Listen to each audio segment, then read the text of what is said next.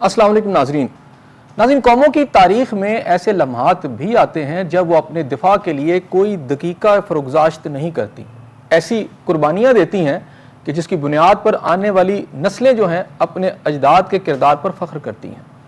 پاکستان اور بھارت کے درمیان بھی گزشتہ سال یعنی 2025 میں مئی کے مہینے میں کچھ ایسا ہی ہوا۔ بھارت نے جارحیت کرتے ہوئے پاکستان پر حملہ کر دیا، اور جس کے جواب میں پاکستان کی جو افواج ہیں، خاص طور پر فضائیہ نے انہیں ہر سیکٹر کے اندر، ہر پہلو کے ساتھ اور ہر لحاظ کے ساتھ نہ صرف آؤٹ کلاس کیا، آؤٹ سمارٹ کیا، بلکہ ایک ایسی تاریخ رقم کی۔ اس وقت آج ہم یہ جو پروگرام کر رہے ہیں انہی لمحات کو یاد کرنے کی کوشش کر رہے ہیں کہ ایسا کیا ہوا جس کی وجہ سے بھارت جو تھا چاروں شانے میں اسے سمجھتا ہوں کہ چت ہوا۔ تھوڑے سے واقعات کو میں چاہتا ہوں کہ ریپیٹ کر لیں تاکہ ہمیں پتہ چلے کہ اس دن ہوا کیا تھا۔ ہوا کچھ ناظرین اس طرح تھا کہ 22 اپریل کو کے دوران جو تھا، جو مقبوضہ کشمیر ہے وہاں پر پہلگام کے علاقے میں ایک دہشت گردی کا واقعہ ہوا تھا جس میں 26 افراد جو تھے وہ موت کی نیند سو گئے۔ پاکستان نے اس واقعے کو فالس فلیگ آپریشن قرار دیا، لیکن بھارت نے اس کا فائدہ اٹھاتے ہوئے پاکستان کے اوپر 7 مئی کو، یعنی 7 مئی کی جو رات ہے 1:05 سے 1:30 تک مختلف علاقوں میں حملے کیے، جس کے اندر جو حملے کیے گئے تھے وہ علاقے کوٹلی، مظفر آباد، مرید کے اور بہاولپور کے علاقے ہیں، اور اس میں خاص طور پر مسجدوں کو اور عبادت گاہوں کو اور اس کے علاوہ سکول وغیرہ کو جو ہے وہ نشانہ بنایا گیا۔ اس طرح کی جو صورتحال تھی اس کا جواب پاکستان نے پھر بھرپور طریقے سے دیا، اور پاکستان کا جو جواب تھا جو 8 اور 9 مئی کی رات کو جو ہوا اس نے پوری دنیا کو حیران کر کے رکھ دیا۔ اس طرح کی صورتحال بھارت کے لیے ہوئی کہ وہ کسی کو منہ دکھانے کے قابل نہ رہا۔ ہزیمت اتنی زیادہ ہے کہ بھارت آج بھی اس سیاہ دھبے کو جو اس کے چہرے پر لگ چکا ہے، اس کے دامن پر لگ چکا ہے، اسے صاف نہیں کر پا رہا۔ پاکستان جو ہے پوری دنیا میں اس وقت لیڈنگ رول ادا کر رہا ہے، لیکن انڈیا جو ہے آپ کو کہیں پیچھے نظر آتا ہے۔ جو نام دیا گیا اس آپریشن کو، یعنی ایک سیسا پلائی ہوئی دیوار، فوج کے ساتھ مل کر جو جوابی کارروائی کی، اس نے یقیناً پاکستان کو یہ ثابت کیا کہ وہ اپنے دفاع کی بھرپور صلاحیت رکھتا ہے، اور اس کے ساتھ ساتھ جو اوفینسو جو ہے اگر وہ کرے گا تو ڈیپ انسائیڈ بھارت میں دور تک جائے گا۔ اس کے ساتھ ساتھ جہاں یہ ساری باتیں چل رہی ہیں، ایک افسوسناک پہلو بھی ہے جو میں چاہتا ہوں کہ آج کے اس پروگرام میں ہم ضرور ذکر کریں، وہ ہے پیٹرول بم۔ آج جب پوری قوم بنیان مرصوص جو ہے وہ منا رہی ہے، اس میں حکومت نے تسلسل کے ساتھ جس طرح پیٹرول بم جو گرا رہی ہے، اس تسلسل کے ساتھ آج پھر ایک پیٹرول پمپ جو گرایا گیا ہے، اس سے پوری قوم حیران و ششدر رہ گئی ہے کہ اب کیا کریں۔ اس وقت قوم کی جو حالت نظر آ رہی ہے وہ ایسے لگ رہا ہے کہ شاید بھارت وہ سلوک نہ کرتا جو حکومت پاکستان اس وقت اپنی قوم کے ساتھ مہنگائی کی صورت میں کر رہی ہے۔ میں سمجھتا ہوں کہ آج اس موضوع پر جہاں یہ اتنا امپورٹنٹ ایشو ہے، جو پاکستانی قوم کو جو سب سے بڑا مسئلہ ہے، اس پر بھی ہم ضرور بات کریں گے۔ میرے ساتھ شریک گفتگو ہیں میرے پہلے مہمان میاں سیف الرحمان صاحب، سینئر تجزیہ کار ہیں، آپ کے آنے کا بہت شکریہ۔ اس کے علاوہ غلام عباس حرل صاحب میرے ساتھ موجود ہیں، سینئر تجزیہ کار، ان کا بھی بہت شکریہ۔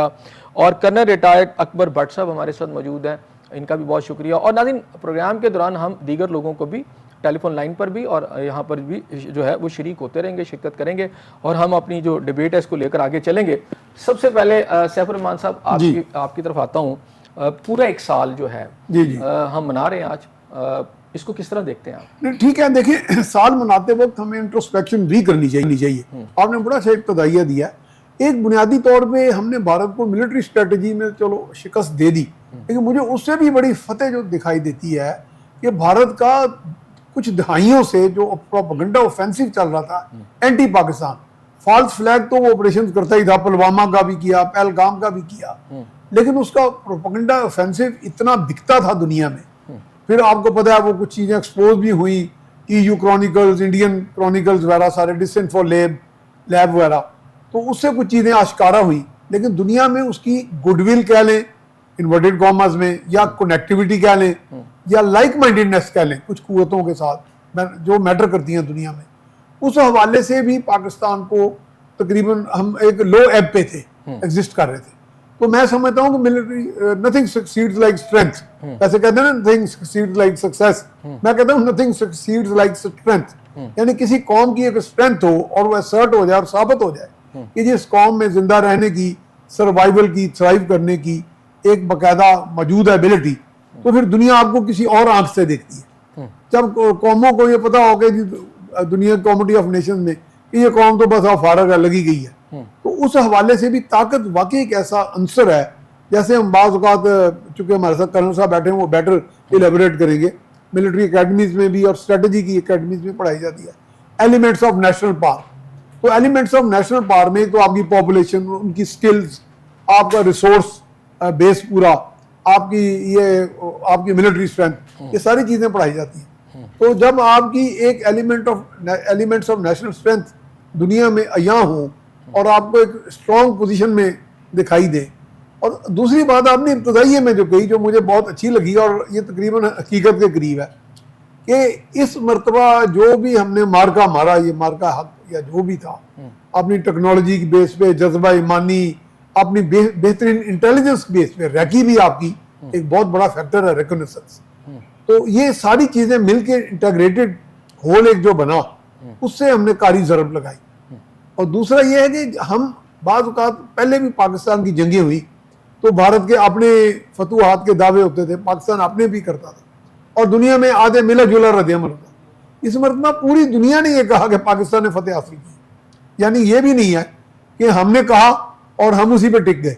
یعنی دنیا بھی معترف ہوئی کہ ٹیکنالوجی وائز، اسٹریٹجی وائز، یعنی ہر لحاظ سے ہم نے ایک انٹیگریٹڈ پلاننگ کے ساتھ، منصوبہ بندی کے ساتھ جو بھارت کو ریٹیلیٹ کیا، رسپونڈ کیا، وہ بہترین رسپانس تھی، بہترین اسٹریٹجی. اچھا حرل صاحب، آپ کی طرف آؤں گا. دو نام بھی اگر ہم دیکھ لیں، دونوں نے آپریشن کیے، دونوں کے ایک نام ہے، تھوڑا سا ڈفرنس بھی مجھے بتائیے گا.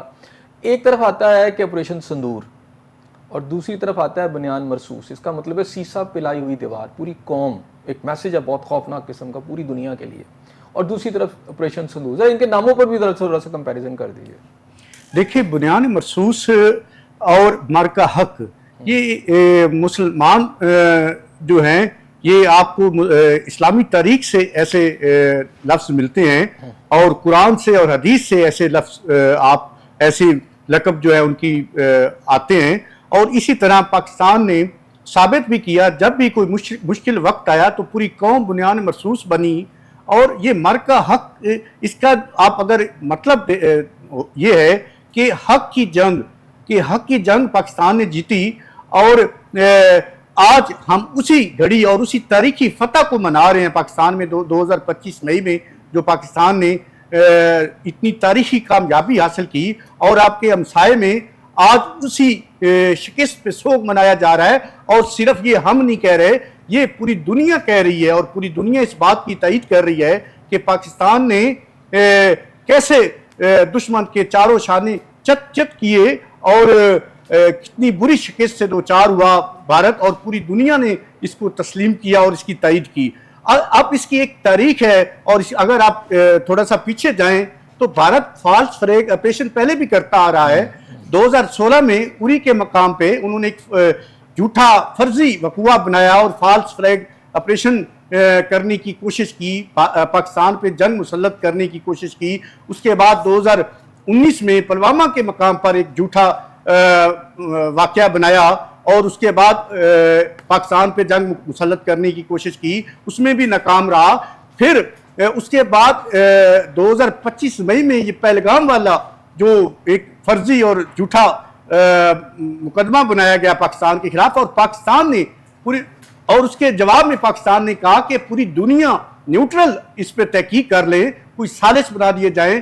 اگر پاکستان کا اس میں کوئی تھوڑا سا بھی کردار ہوا یا ملوث پایا گیا تو ہم جو بھی سازش جو اس میں فیصلہ کریں گے اس کے ہم ذمہ دار ہیں. لیکن پاکستان اس سے مکر گیا، اور رائے فرار اختیار کرتے ہوئے پھر ہم پہ ایک جنگ مسلط کی، جس کی جواب انڈیا مکر گیا. انڈیا مکر گیا.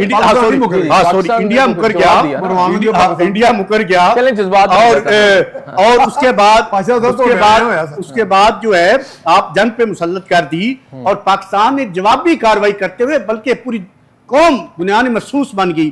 اور آپ نے دیکھا کہ بھارت کو منہ چھپانے کی جگہ نہیں ملی. ٹھیک ہو گیا. اس کے بعد رافیل، آپ کو یاد ہوگا جب 2019 میں پلوامہ والا معاملہ ہوا تھا، اس وقت بھی شکست ہوئی تھی، لیکن اس وقت مودی نے کہا تھا کہ اگر میرے پاس رافیل ہوتے تو شاید آج میں پاکستان سے جنگ جیت جاتا. ٹھیک ہو گیا. رافیل ہوتے، میں اس وقت رافیل جو ہیں وہ آپ نے دیکھا کیسے گرائے پاکستان. میں آپ کی طرف بھی آتا ہوں. کرنل صاحب، آپ مجھے بتائیے گا، میں نے اپنے انٹرو میں بات کی اوفینسو اور ڈیفینسو پالیسی.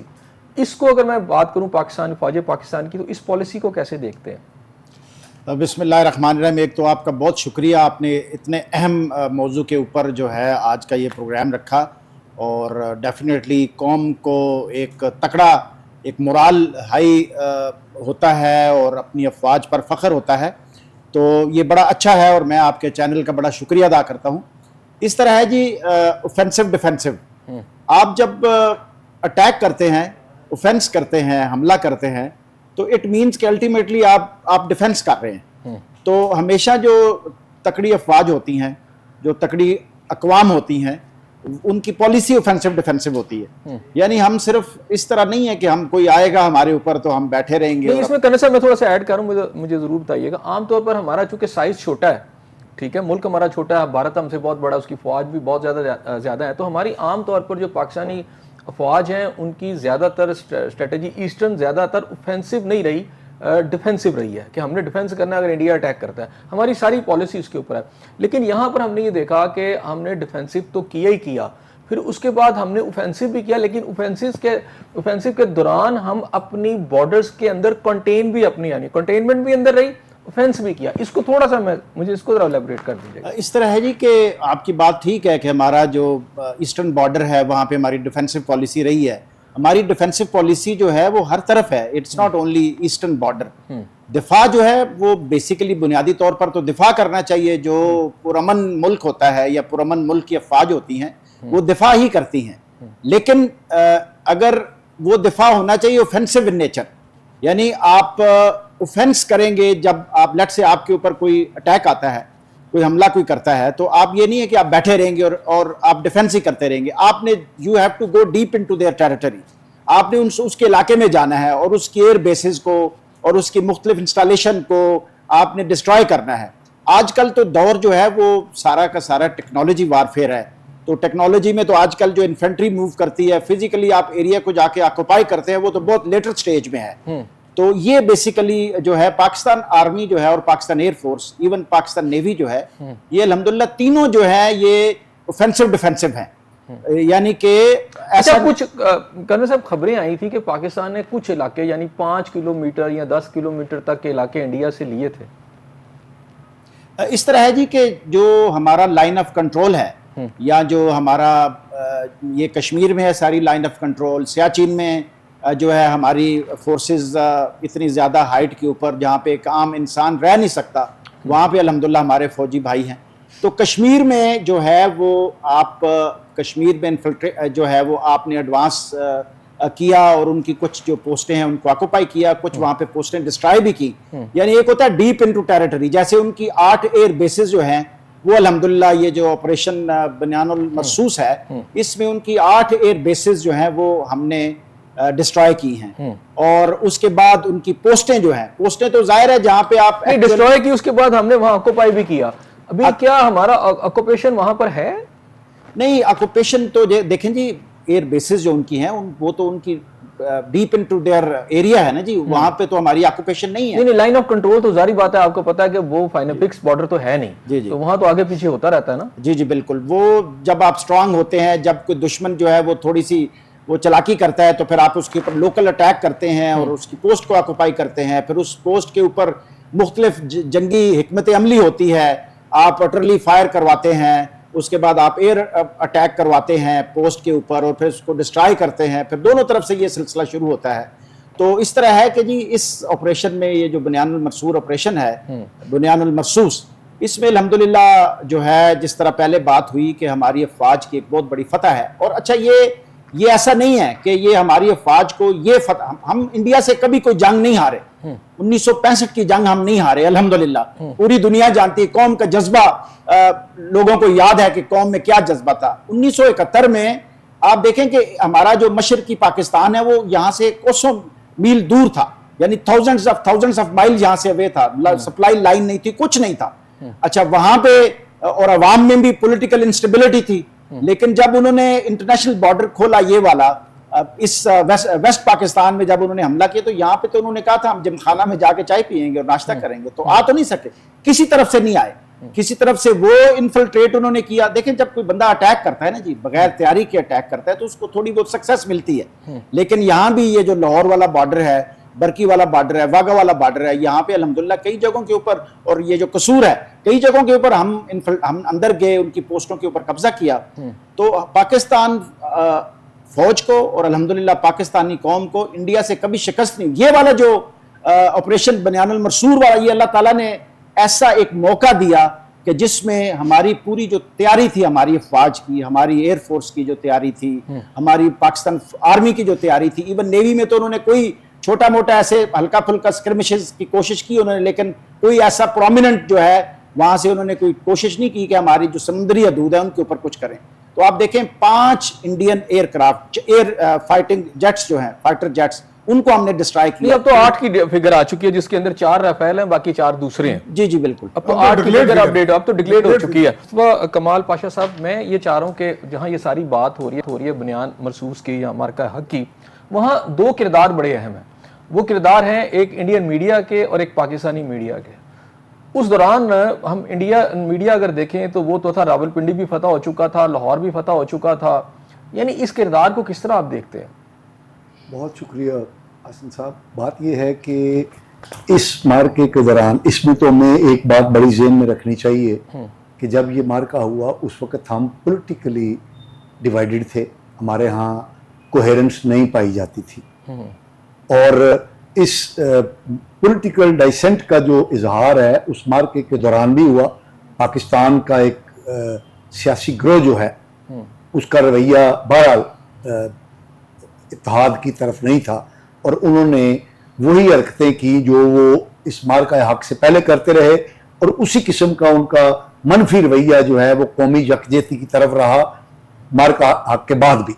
لیکن بحیثیت مجموعی پاکستان کا جو میڈیا ہے اس نے اس دوران جس کردار کا مظاہرہ کیا, میں یہ سمجھتا ہوں کہ یہ ایک اللہ کی طرف سے ایسی ایک بلیسنگ تھی کہ بغیر کسی شعوری کاوش کے, حکومت یا ریاست کی کسی شعوری کاوش کے بغیر پورا میڈیا جو ہے اور پوری قوم جو ہے مائنس وہ فسادی گروہ جو ہے وہ بالکل ایک حقیقتاً بنیان مرصوص کی شکل اختیار کر چکا تھا.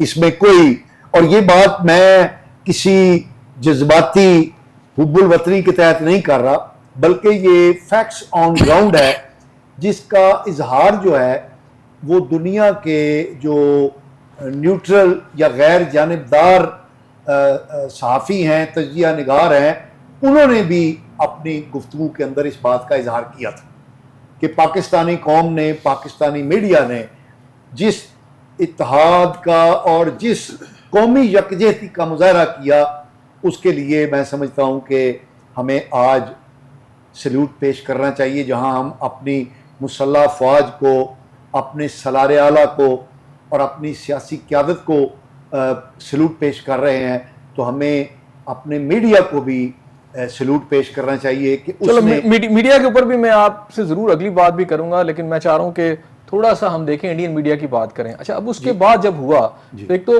پاکستانی میڈیا کا جو کردار نظر آیا کہ اس نے بہت سینٹی کا مظاہرہ کیا, پوری دنیا نے اس کو اپریشیٹ بھی کیا. انڈین میڈیا نے جس طرح کی غیر سنجیدگی کا مظاہرہ کیا اور جس ٹون میں وہ لگے رہے اور جس طرح کا وہ جھوٹ پھیلاتے رہے, گودی میڈیا میں کہہ رہا ہوں, انہوں نے ان کی پوری قوم کو بھی ڈی مورلائز کیا. تو اس کا مطلب یہ ہوا کہ اگر میڈیا سینٹی کا مظاہرہ کرے تو اس کی وجہ سے قوم جو ہے وہ زیادہ مضبوط اور سٹرونگ بھی ہوتی ہے اور آپس میں متحد بھی ہوتی ہے. اور دوسری طرف آپ کا وہ جو انڈین میڈیا ہے اس نے جو کچھ کیا اس کے جو قوم پر امپیکٹ آئے اس کو کس طرح دیکھتے ہیں آپ؟ اچھا دیکھیں, مجھے تو انڈیا اور گودی میڈیا کے اس کردار پر کوئی حیرانگی نہیں ہوئی. اس کی وجہ یہ ہے کہ اس کا یہی کردار ہمیں 65 میں نظر آتا ہے کہ وہ جم خانے میں انہوں نے تو بھارتی فوجوں کو 65 میں جم خانے میں بٹھا دیا تھا اور وہاں پر وہ چائے بھی پیتے ہوئے پائے گئے تھے. اور اسی طرح کا مظاہرہ انہوں نے قطر کی وار کے اندر کیا, اور اس کے بعد بھی جب بھی ان کی پاکستان کے حوالے سے بات ہوتی ہے تو ان کا رویہ ایسا ہی جھوٹا اور اینٹی اسٹیٹ رہا ہے. اور وہ پاکستان تو بہرحال ایک ان کا دشمن ہے, اس میں تو کوئی شک نہیں, لیکن وہ دشمنی نبھاتے ہوئے بھی وہ اتنے گر جاتے ہیں کہ اس کی مثال جو ہے وہ پوری دنیا دیکھتی ہے کہ ان کا جو انسین رویہ ہے. اچھا اس کا ایک بات یاد رکھیے گا, اس کا پاکستان کو نقصان کوئی نہیں ہوا کبھی. یعنی انڈیا کے انسین رویے کی وجہ سے, انڈیا کے میڈیا کی جو بونگیاں ہیں, بول اجمیاں ہیں, ان کی وجہ سے پاکستانی رائے عامہ جو ہے وہ کبھی متاثر نہیں ہو پائی. الٹا جیسا کہ آپ نے بھی کہا کہ انڈین عوام جو ہے, جب آپ ان کو یہ ثابت کر رہے ہوں گے کہ انڈین فوجیں جو ہیں وہ جمخانہ میں پہنچ گئی ہیں, اور پھر جب ان کو امیڈیٹلی عالمی میڈیا کے ذریعے پتا چلتا ہے کہ پاکستان نے تو بی آر بی نہر کے اس پار جا کر ہندوستان کا برکس نکال دیا ہے, تو پھر وہ ڈی مورلائز تو ہوتے ہی ہوں گے. ایسا ہی کچھ جو ہے یہ مارکہ حق کے دوران جو ہے گودی میڈیا نے کیا, اور انہوں نے بنیادی طور پہ جو دیکھیں اپنی قومیت کے نقطہ نظر سے کوئی اپنی قوم کو ابھارنے کی بات کرنا یہ تو کوئی برائی نہیں, لیکن اس کو جھوٹ کے ذریعے اٹھانے کی کوشش کرنا, تو اس کا امیڈیٹ نتیجہ جو ہے وہ بھارت کی جو پبلک ڈی مورلائز ہے اس کی صورت میں ہمارے سامنے ہے. لیکن ایک بات احسن صاحب یاد رکھیے گا, انڈیا کے میڈیا نے جو کچھ بھی کیا, میری یہ ایک ہمبل سی اوپینین ہے کہ دو باتیں اس آپریشن بنیان مرصوص میں پاکستان کی فقید المثال کامیابی کے بعد دو چیزیں بڑی مجھے لگ رہا ہے کہ واضح ہو گئی ہیں. وہ کیا جی؟ ایک چیز تو یہ واضح ہو گئی ہے کہ مودی سرکار جو ہے اس کی پرسیپشن بطور ہندو لیڈر,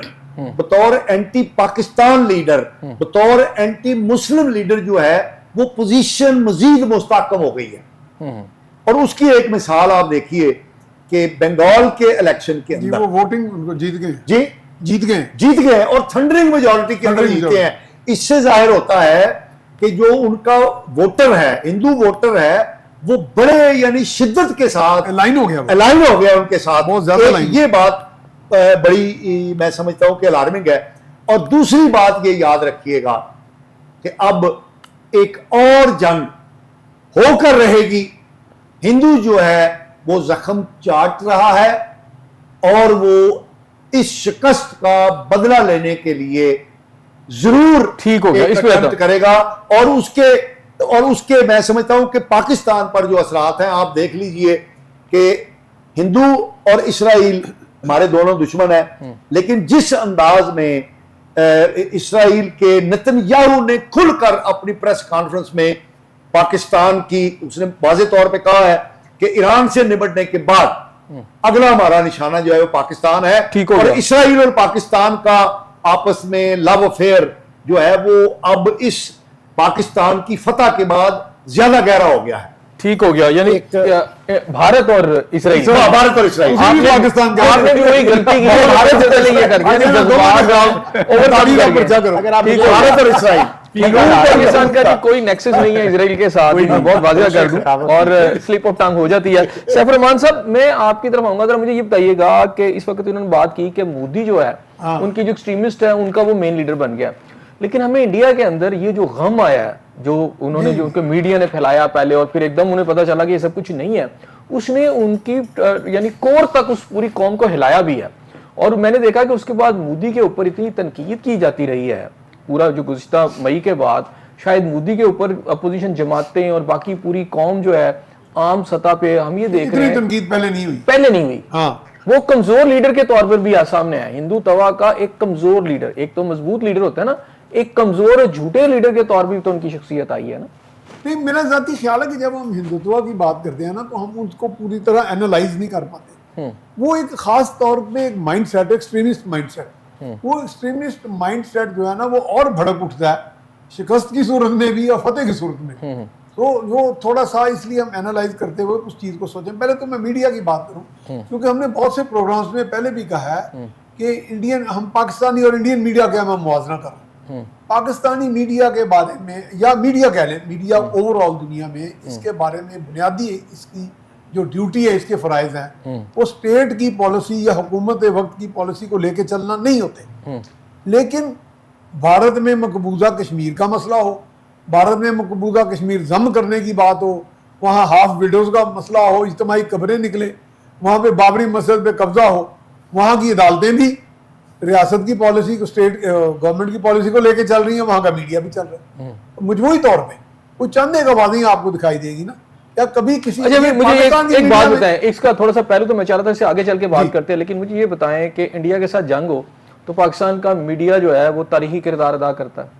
कर्नल साहब या कोई भी लोग सलूट उसको भी करते हैं मीडिया को कि जनाब ये बड़ा ज़बरदस्त किरदार है। अफगानिस्तान के साथ भी चल रहा है तो तब भी पाकिस्तान का एक एग्जाम्पलरी आपका किरदार है। लेकिन यही जो है मीडिया जो है बदकिस्मती से बुनियादी मरसूस के बाद तख्ता मश्क बना हुआ है हुकूमत पाकिस्तान का। ये पाकिस्तानी उसके मीडिया की ऊपर बात- जो मैं उसकी बात कर रहा हूँ, हमारी अपनी हुकूमत हम पर चढ़ दौड़ी है। लॉज जो बनाए गए हैं, जिस तरह इस वक्त सहाफ़ियों की पकड़ धकड़ है, जिस तरह आप कोई बात कर नहीं सकते, यानी एक मीडिया जो जंग के आलम में इंतहाई जिम्मेदारी का मुजाहरा करते हैं, तमाम गवर्नमेंट के इंस्टीट्यूशन जो हैं वो उसको तस्लीम करते हैं कि पाकिस्तान का, और उसके लिए पाकिस्तान के मीडिया को किसी को गाइड करने की जरूरत नहीं थी।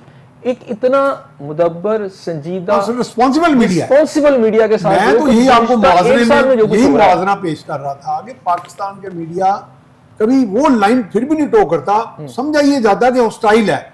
मीडिया अगर हॉस्टाइल ही नहीं होगा गवर्नमेंट का तो वो वॉचडॉग किस तरह बनेगा?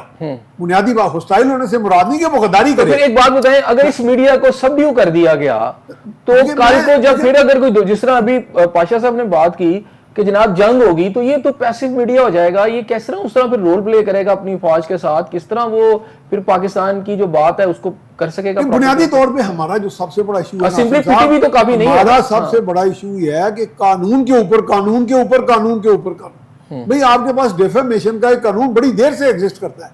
मैं खुद आपके साथ जिस अखबार में आप लिखते रहे उस अखबार में एडिटर्स रैंक पे रहा हूँ और अभी मैं मुंसलिक हूँ, तो हमें भी नोटिस आ जाते थे डिफेमेशन पे, हमें वकील करने पड़ते थे, भुगतते थे। जब ये वाले कवानीन नहीं थे, पीका शीका सारे ये नहीं थे अभी।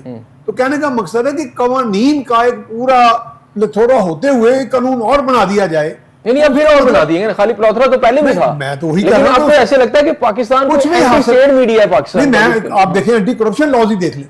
मैं कब से शुरू है? 1947 से, जब से पाकिस्तान आजाद हुआ है, एंटी करप्शन एक्ट 1947, फिर वो स्पेशल पुलिस एस्टेब्लिशमेंट एक्ट आ गया, फिर एफआई एक्ट आ गया, उसी में से पॉलिश करके एक क्लॉज को सेटिस्फैक्शन मींस बना दिया, एहतसाब ब्यूरो। तो ये हमारे यहाँ बुनियादी तौर पे ये फॉल्ट है कि जो भी हुकूमत वक्त होती है वो शिकंजे में लेने के लिए तमाम ताकतवर ग्रुप्स को, या कम से कम जो बात कर सके, उसके लिए कवानीन का एक पूरा का पूरी बम्बार्डमेंट कर देते हैं। तो बुनियादी तौर पे ये चीज है। अदरवाइज मीडिया ना स्ट्रैंगुलेट होएगा इस तरह, क्योंकि बात खबर कभी नहीं रुकती।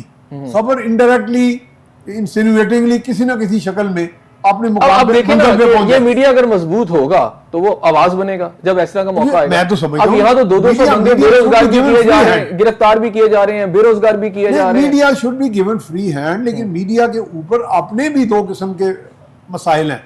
एक तो मीडिया को चलो हुकूमत के साथ मसला है, एक मीडिया के मालकान और मीडिया वर्कर जो आमल साफी हैं, उनके माबैन भी एक मेरा ख्याल है बहुत बड़ा उसमें gap रोल है। तो या अदलिया ने करना है या गवर्नमेंट ने करना है, तो दोनों अपना रोल प्ले नहीं करे। अच्छा हरल साहब, मैं आपकी तरफ आऊंगा। इस वक्त पाकिस्तान का जो स्टेटस इस वॉर के बाद जो है, अगरचा के मुख्तसर वॉर रही है, उसको बढ़ता हुआ कितना आप देखते हैं कि दुनिया में हमने इंडिया को कितना के पीछे छोड़ा है?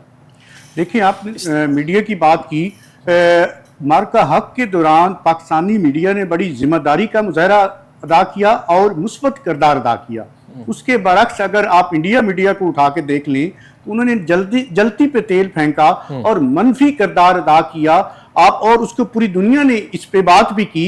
और जहां तक आपने पाकिस्तान की बात की, देखिए पाकिस्तान को जब भी आजमाया गया है, और इसको आजमाना तो आसान है लेकिन इसको बर्दाश्त करना मुश्किल है। पाकिस्तान एक एटमी ताकत है, और जब भी दिफा की बात आई है तो पूरी कौम बुनियाद मरसूस बन गई है।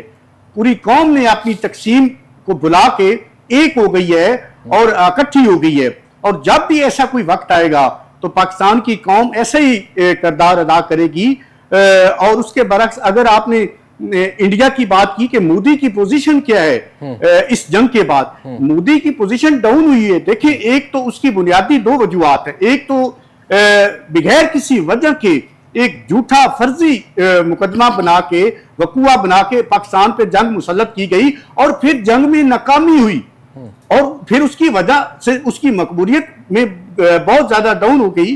अगर आप जो कुछ एरिया में अगर वो जीत भी जाता है तो overall पूरे इंडिया के देखिए, अंदर अगर आजादाना, मेरा ये मानना है हाँ। कि अगर वहां पे आजादाना इलेक्शन हो तो इस वक्त मोदी को बुरी तरह शिकस्त होगी, क्योंकि बड़ा तशद्दुद हो रहा है मोदी वहां ने पर। हाँ। अपने आप को पहले आप देख लें इस मार्का हक से पहले और मौजूदा जो ईरान और अमेरिका जंग है उससे पहले इस सारे खित्ते में सबसे बड़ा जो प्लेयर था वो इंडिया था, और मोदी की पॉलिसियों की वजह से अब इस वक्त इंडिया जो है वो तनहा है, पूरी दुनिया में इस वक्त तनहा है और यतीम हो गया है, और यतीम भी हो गया है। और देखिए इतनी बड़ी, एक आखिरी बात सर, देखिए इतनी बड़ी इकोनॉमी थी, इतनी बड़ी फौज थी, पाकिस्तान की तो 6 लाख फौज है, वहां इंडिया के पास तो 16 लाख से भी ज्यादा फौज है, और इतना दिफाई बजट होने के बावजूद भी ये जंग हार गया।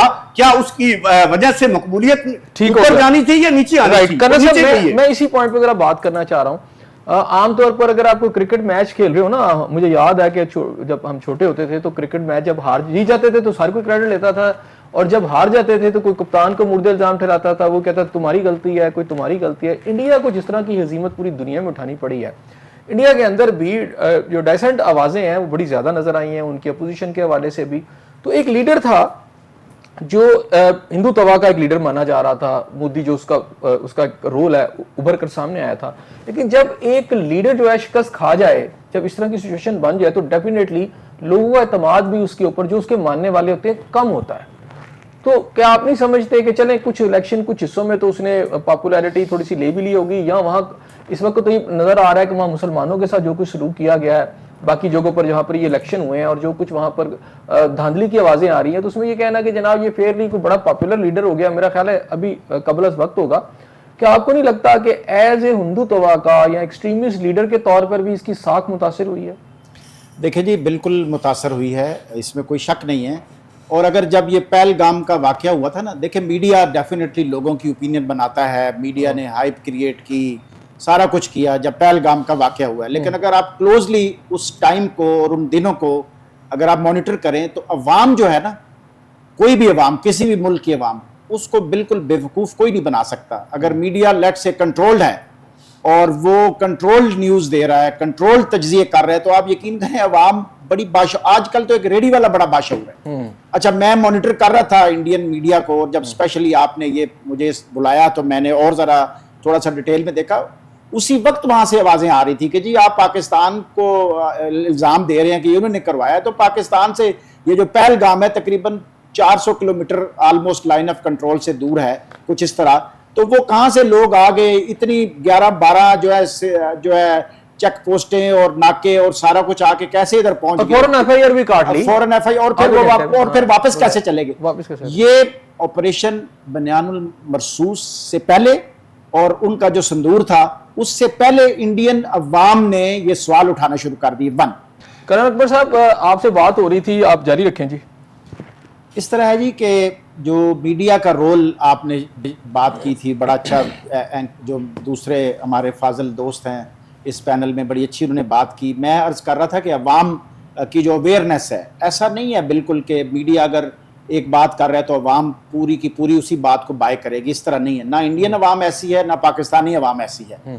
इंडियन अवाम ने, और अभी इतना क्रिटिसिज्म हो रहा है वहाँ पे उनकी, आप असम्बली में देखें, लोकसभा में देखें, वहाँ पे आप टीवी पे देखते हैं, इतना क्रिटिसिज्म होता है उनकी गवर्नमेंट के ऊपर, उनकी पॉलिसीज़ के ऊपर। आई डोंट नो कि ये कैसे जीत गए हैं, जो इलेक्शन हुआ है वहाँ पे कैसे जीते हैं। इंडियन में जो डेमोक्रेसी है वो तो नॉर्मली डेमोक्रेसी उनकी बेहतर है, यानी उनके इलेक्शंस में मेरा बहुत ज़्यादा डीप स्टडी नहीं है, लेकिन जो जनरली थोड़ा बहुत मैं जानता हूँ उसमें उनके जो इलेक्शंस हैं वो कंपैरेटिवली फेयर होते हैं, और कोई इतना ज़्यादा उनका धांधली और फलाना और फॉर्म 47, 45 इस तरह का हिसाब किताब कभी आज तक कभी नहीं सुना।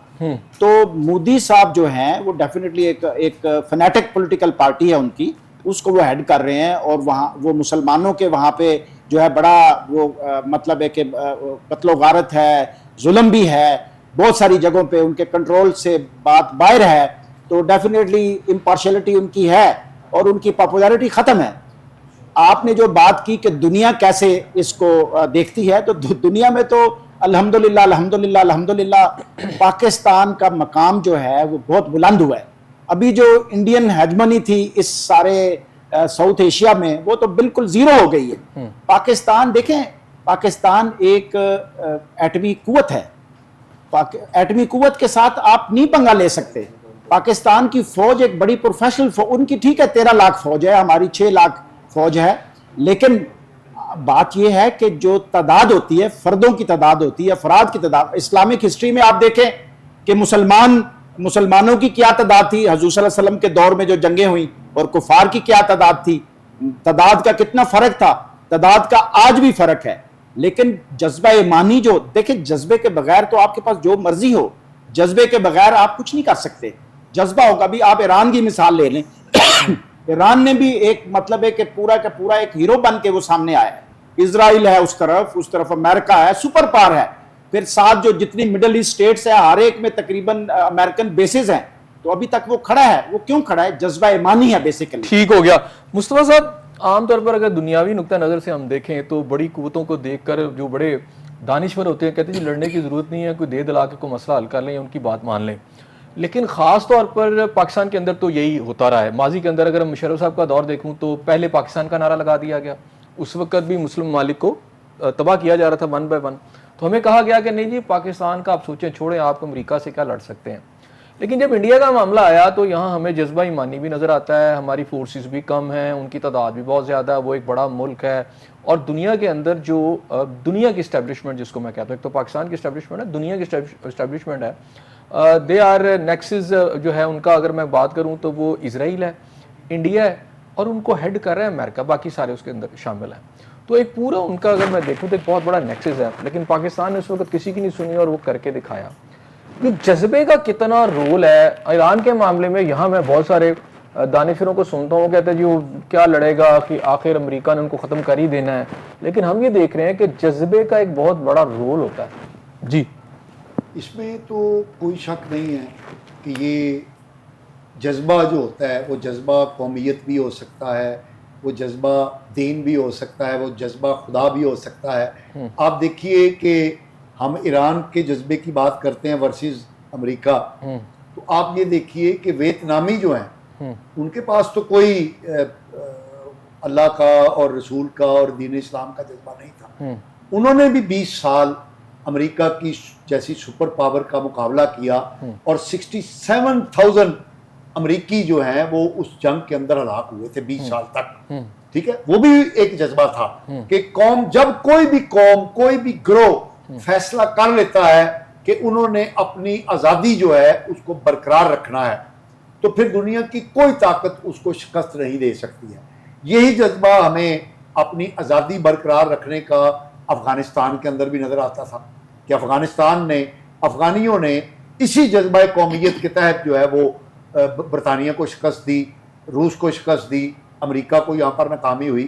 اسی طرح ایران جو ہے ایک قومی جذبے کے تحت, اپنی ایرانی قومیت کے جذبے کے تحت, جس کے اندر اب اسلام بھی داخل ہو گیا ہے, تو انہوں نے وہ امریکہ کی پابندیوں کا بھی 45 سال سے مقابلہ کیا, اور اب جب ان کے ساتھ ٹکراؤ ہوا, عسکری ٹکراؤ, تو گو انہوں نے اپنے آپ کو برباد کروا لیا ہے. اس میں کوئی شک نہیں ہے کہ امریکہ نے ایران کو تباہ و برباد کر دیا ہے, لیکن وہ ایران کو گھٹنے ٹکانے میں کامیاب نہیں ہو سکا, کیونکہ ایران نے یہ طے کر لیا ہے کہ ایسی تو مر جائیں گے لیکن شکست نہیں مانیں گے. تو یہ جو ایک قومیت کا جذبہ جس میں اسلام بھی شامل ہے, انہوں نے. اچھا ایک پوائنٹ بتائیے گا, جو اسٹریٹجی اگر دیکھے جائیں تو ایران کی جو اس وقت اسٹریٹجی ہے وہ ہے انوالو کرو امریکہ کو اور لمبی جنگ لڑو.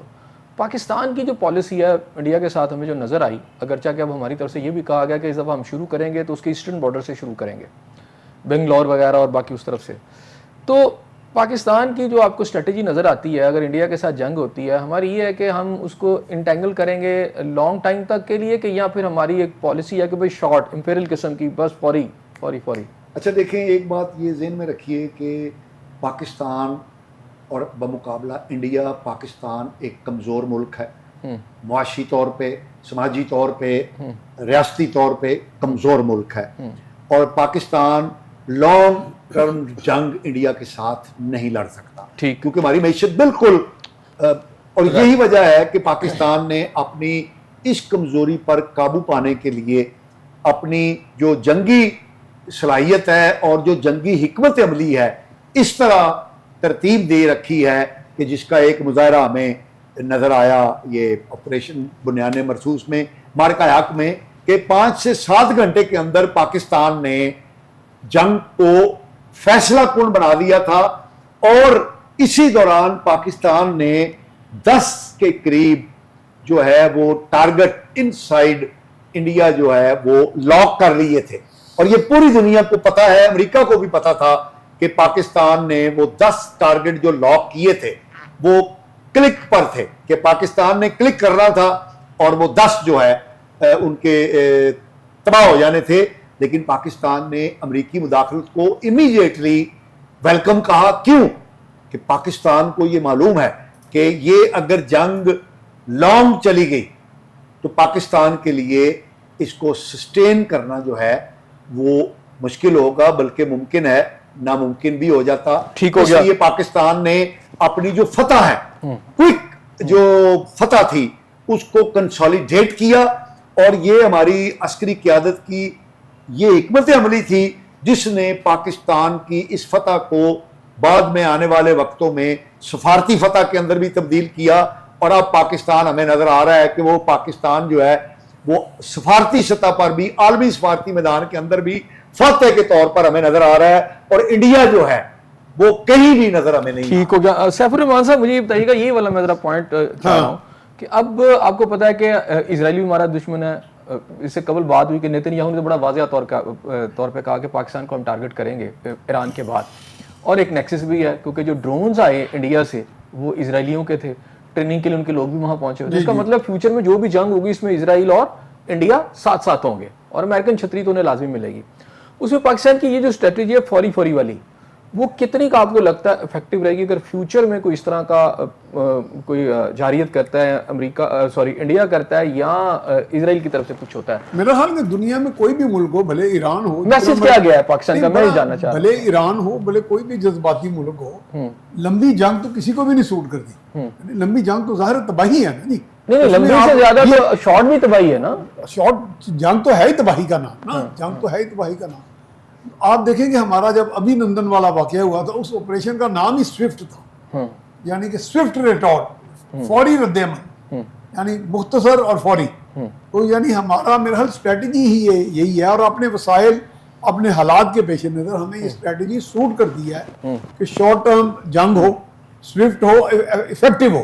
اور اس میں آپ نے اسی لیے پاکستان نے اس پہ کام کیا ہوا تھا. آپ بھی دیکھیں نا, جذبے کے علاوہ جو ٹیکنالوجی کا استعمال, آپ کا انٹیگریشن ود ریکنیسنس ایسی تھی کہ جیسے بھی پاشا صاحب نے کہا کہ لاک کیے ہوئے تھے ان کے, تو یہ بھی آپ کی ریکی کی ایک امیکولیشن ہے کہ آپ نے ایسے ان کے ٹارگٹس پہلے نوٹ کیے ہوئے تھے. پھر اس طرح ان کے کچھ ایسے جہاز تھے جو ایک بڑے دور کے فاصلے سے ان کو مار گرائے گئے, یعنی جب they were taken by surprise, یعنی وہ سمجھ رہے تھے کہ ہم سیف رینج میں ہیں, لیکن وہاں سے بھی پاکستان نے ہٹ کیا اور اس میں وہ ٹیکنالوجی ہمیں اچھا مجھے یہ بتائیں, رافیل جو ہے اس کے ان کے اوپر بہت زیادہ ڈیپینڈنسی جب انہیں ملا تو بڑا فخر کر رہے تھے, لیکن رافیل طیارے ہیں. اچھا اب رافیل طیارے جو ہیں 4 اس وقت گر چکے تھے, 4 دوسرے کے 8 اب تو آ چکی ہے ساری ڈیٹیل.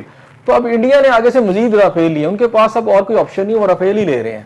تو ایک طیارہ 5 میش ہے, ایک طیارہ 4.5 میش ہے. چلانے والے پہ بھی اگر ایم ایم عالم بیٹھا ہو تو پھر ہم نے ایم ایم عالم کو اپنے سامنے, میں نے سن 65 کی جنگ دیکھی ہوئی ہے کہ میں نے اپنے سامنے ان کو طیارے گراتے دیکھا ہوا, یعنی اسٹریفنگ ہوئی اور لاہور کے لوگ تو پاگل تھے, یعنی کہ جہاز کے پیچھے بھاگ نکلے.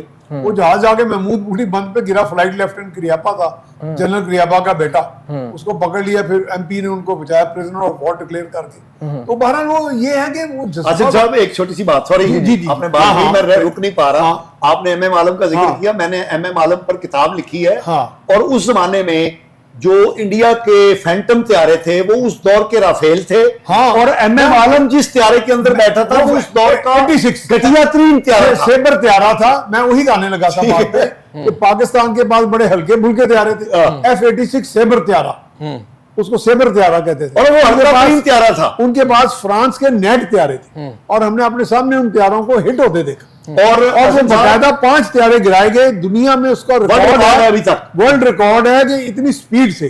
تو بات یہ ہے کہ آپ کی ایک ضرورت بھی بن جاتی ہے. چھوٹا ملک چھوٹے وسائل والا, اس کو سروائیول کے لیے سپیڈ بھی زیادہ کرنی ہے, اس کو سروائیول کے لیے چکنا بھی زیادہ ہونا ہے, چوکس بھی زیادہ رہنا ہے, اور آپ نے اپنے فورس ٹال کرنا آنے والے وقت. ٹھیک ہو گیا. اسٹریٹجی بہتر بن جائے. ایک منٹ بس دیجیے, یہ انہوں نے ذکر کیا ایم ایم عالم صاحب کا. ایم ایم عالم صاحب نے, میری ان کے ساتھ جب بک لکھ رہا تھا تو میری ان کے ساتھ بڑی لمبی نشستیں ہوا کرتی تھی.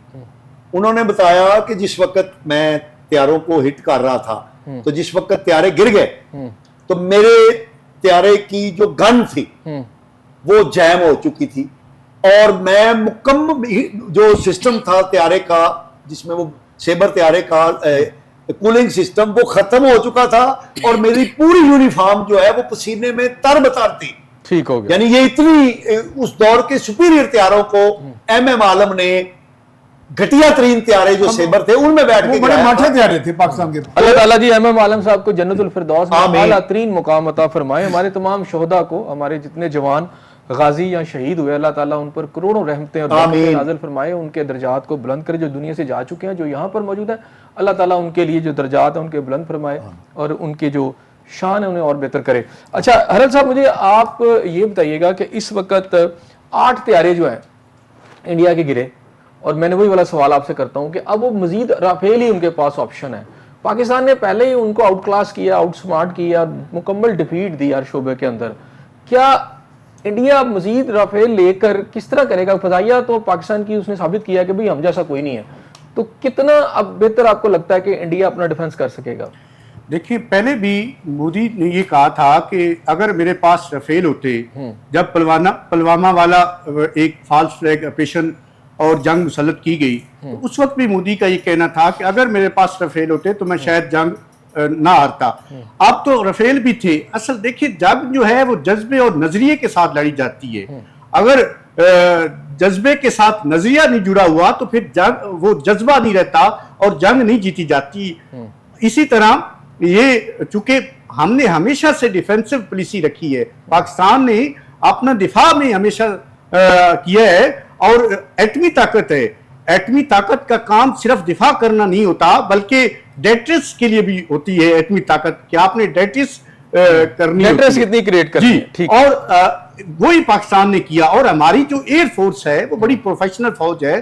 آپ دیکھیں, قائد اعظم رحمت اللہ علیہ جب فرسٹ ورلڈ وار تھی انہوں نے وہ دیکھی, اس کے بعد امریکہ نے, چونکہ اس میں بڑی کامیابی ہوئی ورلڈ وار 2 میں امریکہ کو, اس وقت یہ سارے انہوں نے جنگیں دیکھی. پھر وہ جب 1948 میں رسال جو ایئر فورس کی اکیڈمی ہے وہاں گئے, اور رسال پور میں, اور وہاں پہ انہوں نے باقاعدہ ایک مضبوط اور ایئر فورس کا جو انہوں نے بنیاد رکھی.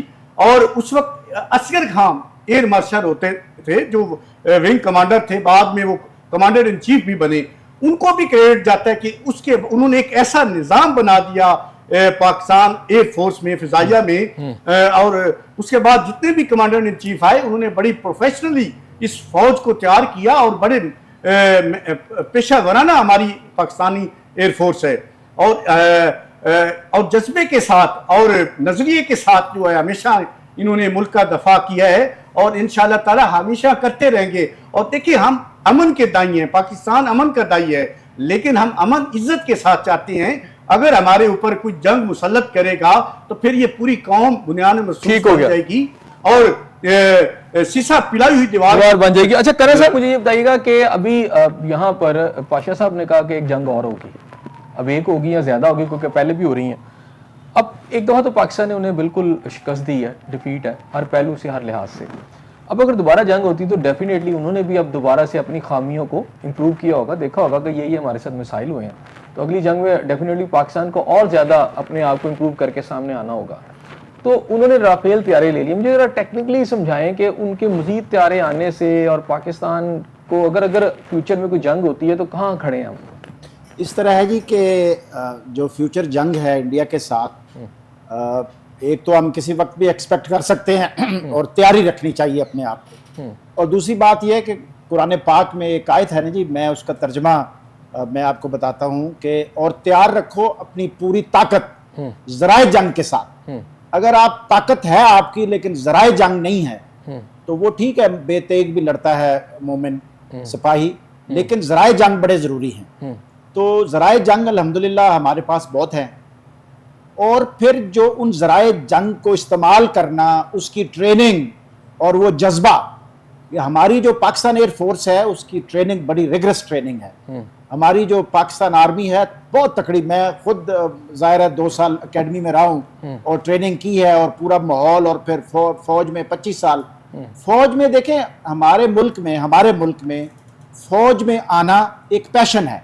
It is not a profession.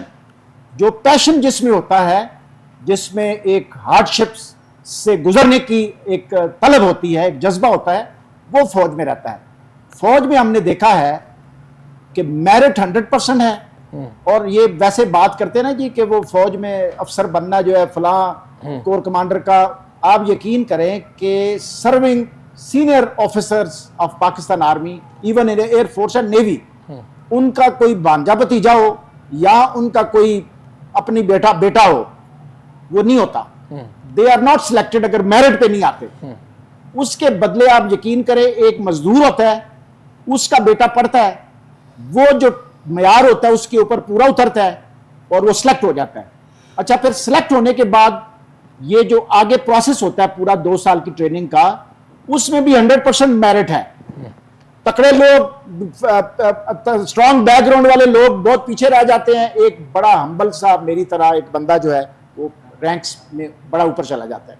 تو یہ وہ انڈینز جو ہیں وہ رافیل تو لیں اور لیں، بے شک رافیل لیں، لیکن پاکستانی جو پائلٹس ہیں اور جو پاکستان ایئر فورس کی ٹریننگ ہے وہ کہاں سے لائیں گے؟ فیوچر میں اگر جنگ ہوتی ہے تو میرا اپنی ذاتی سوچ یہ ہے کہ جنگ فیوچر میں اگر ہوگی تو ایک تو الحمدللہ ہم پوری طرح تیار ہے، اور قوم کو پتہ چل گیا ہے کہ ان کی فوج کتنی تیار ہے. تو کشمیر جو ہے، میری اپنی ذاتی یہ سوچ ہے کہ لڑائی اگر ہوگی تو کشمیر کے اوپر لڑائی ہوگی، اور کشمیر کو ہر صورت میں کشمیری بھائیوں کو ہم نے انڈین جو تسلط ہے، جو ان کی وہاں پہ پالیسیز ہیں، جو ہمارے بھائیوں کے اوپر، بہنوں کے اوپر، بیٹیوں کے اوپر وہاں پہ ظلم ہو رہا ہے، اس کے اوپر جنگ ہوگی اگر ہوگی، بلکہ میں کہتا ہوں ہونی چاہیے. اچھا ایک بات کرنا سا میں چاہ رہا ہوں، ٹیکنیکلی ذرا مجھے بتائیے گا، ایران وار کے اندر ہم نے یہ دیکھا، اس سے پہلے کہا جا رہا تھا کہ سپریورٹی جو ہے وہ فضائیہ کی ہوتی ہے. جس ملک کے پاس ہے، جیسے امریکن کے پاس پہلے ہی سمجھا جاتا ہے عراق کی جو وار ہوئی افغانستان کی، کہ ان کے پاس ان کی جو فضائیہ بڑی سٹرونگ ہے. لیکن ایرانین وار کے اندر کوئی فضائیہ نہیں اڑی، صرف میزائل کے اوپر چلی، یعنی پوری وار سٹریٹجی ہمیں میزائل سٹریٹجی سینٹرک ہو چکی ہے. تو اس میں پاکستان کے لیے اگر فیوچر میں جنگ ہوتی ہے تو آپ پاکستان کی فضائیہ تو ٹھیک ہے وہ ہے اور ہم نے ایک رول بھی پلے کیا ہے، اس میں میزائل وار کو کس طرح دیکھ رہے ہیں؟ آپ کو نہیں لگتا کہ اس میں اب فضائیہ کا وہ والا کردار شاید تھوڑا سا پیچھے چلا گیا ہے، میزائل آگے آ گئے ہیں؟ دیکھیے اس طرح ہے کہ میزائل بالکل ایران اور اسرائیل اور امریکہ کی جنگ میں زیادہ رول میزائل کا رہا ہے. جو ایران کی ایئر فورس ہے وہ نہ ہونے کے برابر ہے، اس میں کوئی شک نہیں ہے. امریکن کو ایئر سپریورٹی ہے، انہوں نے ایران کا صرف ایک طیارہ اڑا جس پہ ایران کو، جو امریکہ کو حیران کیا، وہ جو کویت میں انہوں نے اٹیکس کیے ہیں، وہ ایک طیارہ جو تھا جو سمجھ رہے تھے ان کی فضائیہ نہیں ہے، اور وہ ایران کا اپنا بنایا ہوا ایک طیارہ ہے جس کے اوپر انہوں نے اٹیک کیا. بس انہوں نے ڈرون میں اور میزائل ٹیکنالوجی میں بڑی انہوں نے تیاری کی ہے، ان کی بڑی پریپریشن ہے، اور ان کے اتنے انڈر گراؤنڈ جو ہے یہ سارا سسٹم انہوں نے بنایا ہوا ہے over the period of time کہ وہ اس کو ڈیٹیکٹ نہیں کر سکے. اور ڈیفینیٹلی جو آنے والی جنگ ہے وہ جو ہے وہ میزائلوں کی جنگ ہے. اور ایئر فورس جہاں تک تعلق ہے، پاکستان کی air force, Indian air force کا ایک کردار ہے، لیکن اس میں بھی آپ دیکھیں انڈیا کے تقریباً 70-75 جو 80 کے قریب جو جہاز تھے، وہ یہ جو آپریشن ہوا ہے ریسنٹلی بنیان المرصوص، اس میں وہ آپریشن میں تھے، ہمارے ایئر فورس بھی آپریشن میں تھی. تو یہ ایئر ٹو ایئر لڑائی ہوئی. ایئر ٹو ایئر جب لڑائی ہوئی تو تبھی ان کے یہ جو 8 جہاز ہیں وہ ہم نے فائٹنگ جیٹس جو ہیں وہ ہم نے ڈسٹرائے کیے. ٹھیک ہو گیا. پاشا صاحب یہ سوال ہے آپ سے، کیا آپ کو نہیں لگتا کہ فیوچر کے اندر فضائیہ سے زیادہ پاکستان کو اگر اس طرح کی ہوتی جو بڑی شارٹ وار ہے تو پاکستان کی میزائل ٹیکنالوجی شاید سپر سیڈ کر جائے گی پاکستان کی فضائیہ کی وہ پالیسی جس کو آپ کہتے ہیں کہ آپ کی جو وار فائٹرز جو ہوتے ہیں ان کے حوالے سے؟ اچھا ایک بات میں آپ کا سوال کا جواب دیتا ہوں. ایک بات جو آپ نے کہی کہ انڈیا کتنی امید ہے کہ وہ جنگ ہوگی، یہ بات یاد رکھیے گا کہ انڈیا نے، ہندوستانی گورنمنٹ نے جو اپنے پیپرا رولز ہیں یہ پیپرا جس طرح جو گورنمنٹ کی پرچیزز ہوتی ہیں ان کو جو خریدنے کا خریداری کرنے کا جو رول ہے اس کو پیپرا کہتے ہیں. تو انڈیا نے تمام سرکاری جو خریداری اشیاء کی خریداری کے قواعد و ضوابط ہیں ان کو سسپینڈ کر دیا ہے کہ ہم نے ہنگامی طور پہ اپنی فوج کے لیے جو سامان خریدنا ہے اس کے لیے کسی کلیے قاعدے کی ضرورت نہیں ہے، بلکہ جو جو چیز چاہیے وہ بغیر کسی کلیے قاعدے کے وہ فوری طور پر خریدی جائے. یعنی انہوں نے خریداری کے لیے اپنے آپ کو اپ ڈیٹ کرنے کے لیے پاکستان کے خلاف جنگ کے لیے تیار کرنے کے لیے وہ پوری یعنی جنگی حالت میں تیاری کر رہے ہیں. تو اس کا مطلب یہ ہے، اور انہوں نے ابھی تک وہ آپریشن سندور کو ختم کرنے کا اعلان نہیں کیا، وہ ابھی تک جاری ہے ان کی کتابوں میں، اس لیے جنگ ہو کر رہے گی. اب آتے ہیں آپ کی طرف میزائل. دیکھیں یہ جو ایران نے جو میزائل اور ڈرونز کا استعمال کر کے جو ایک جنگ کے اندر ایک نئی جہت اس کی نئی جہت اس کو متعارف کی ہے، یہ اس میں کوئی شک نہیں ہے کہ یہ ایک نئی ڈائمنشن ہے وار کی. اس کی جو ابتدا ہے اور اس کی جو ایک جھلک ہم نے دیکھی تھی وہ 2-2.5 سالہ جنگ جو اسرائیل ورسز ہوئی تھی غزہ میں، ٹھیک ہے، فلسطینیوں نے جو یہ جنگ کی تھی اس میں بھی فلسطینیوں نے حماس نے جو مین ان کی ویپنری تھی اگینسٹ اسرائیل وہ ان کے میزائل اور ان کی ڈرونز تھے. تو یہ ذرا ذہن میں رکھیے گا کہ اسرائیل ورسز حماس ایک کمزور ترین حماس اور طاقتور ترین اسرائیل کی یہ جنگ تھی. تو یہ پراکسیمیٹی نہیں بنتی تھی، یہ وہ ریگولر وار نہیں تھی جس کو لڑا حماس نے.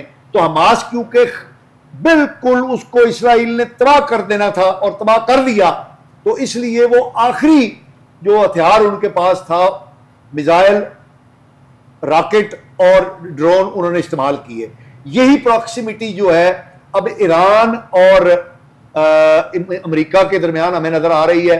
ایران اور امریکہ کی کوئی موازنہ نہیں ہے کسی قسم کا جنگی طاقت کے اعتبار سے. امریکہ دنیا کی جدید ترین طاقتور ترین حجم کے اعتبار سے بھی اور کوالٹی کے اعتبار سے بھی دنیا کی جدید ترین جو وار مشین ہے، اور اس کے مقابلے میں ایران جو ہے وہ اس کے پاسکو بھی نہیں ہے جنگی اعتبار سے.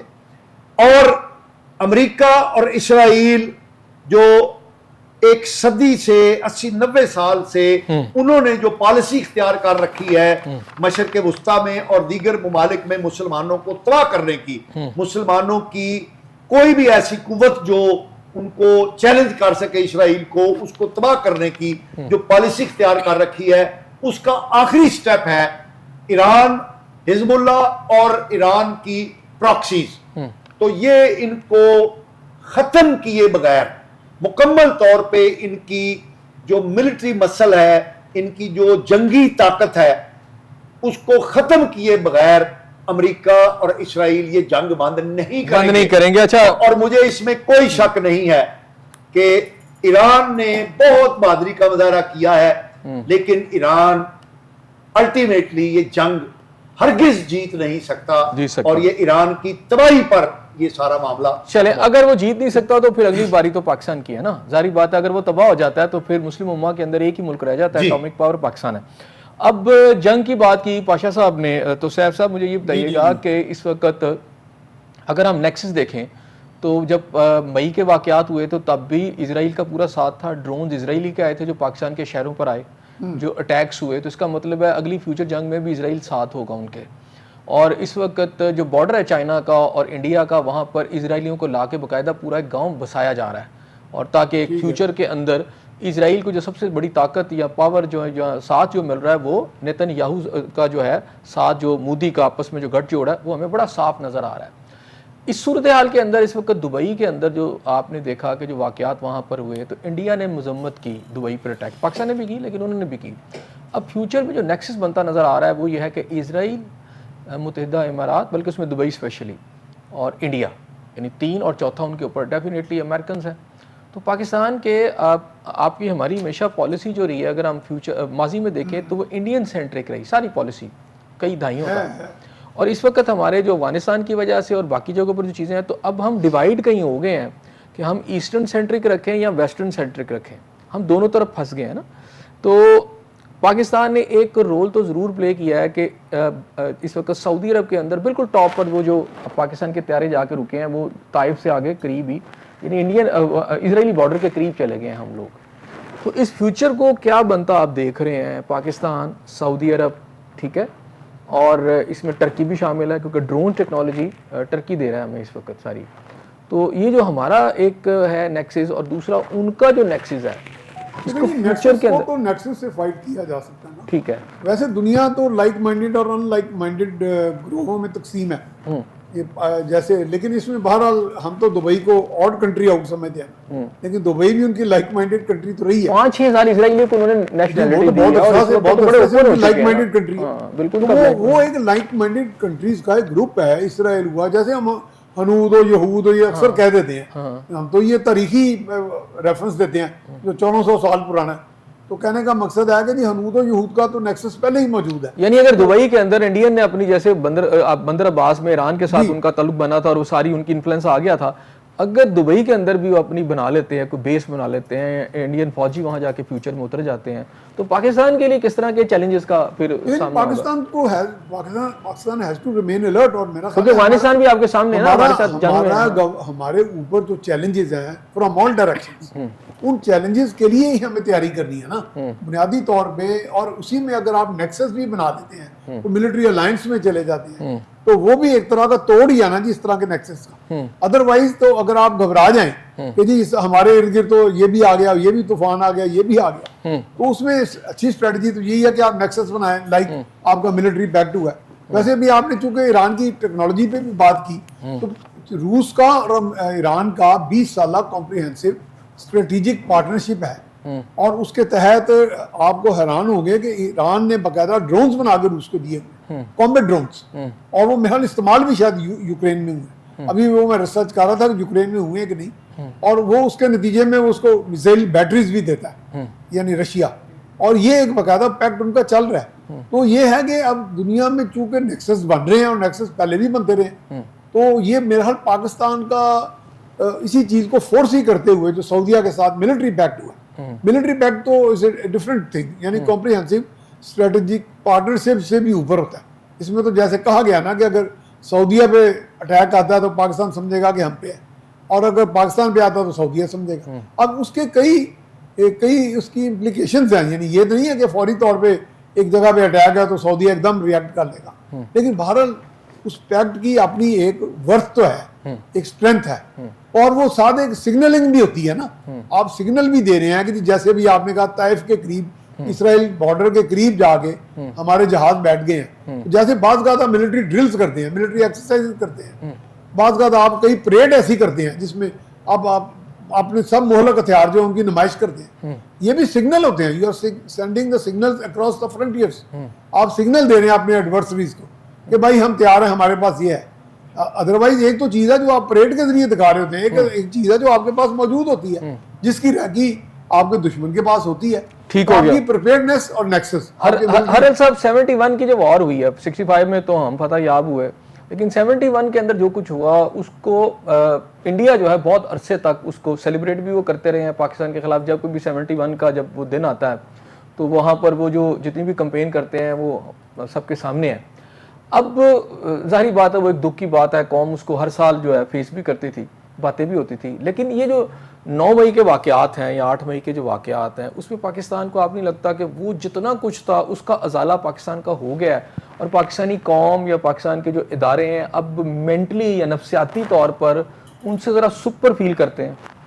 دیکھیے پاکستان اس وقت پوری دنیا میں امن کی پہچان بن چکا ہے, اور اس کے برعکس اگر آپ بھارت کو دیکھیں تو وہ ایک سورس بن چکا ہے کہ یہ پوری دنیا میں دہشت گردی کا سورس ہے, یہ جنگی جنون کا سورس ہے, اور اس وقت پوری دنیا میں تنہائی کا شکار ہے. آپ نے دیکھا کہ اس وقت پوری دنیا میں پاکستان ایک پیس میکر کے طور پہ ابھرا ہے, اور स्पेशली ये ईरान और अमेरिका की जंग के हवाले से पाकिस्तान ने साबित किया कि जैसे मोदी सरकार की और भारत की हमेशा से ये कोशिश रही कि हमें पूरी दुनिया में एक दहशतगर्दी के साथ जोड़ा जाए, और इस हवाले से कितनी कोशिश है, उनकी एक तारीख है उन कोशिशों की।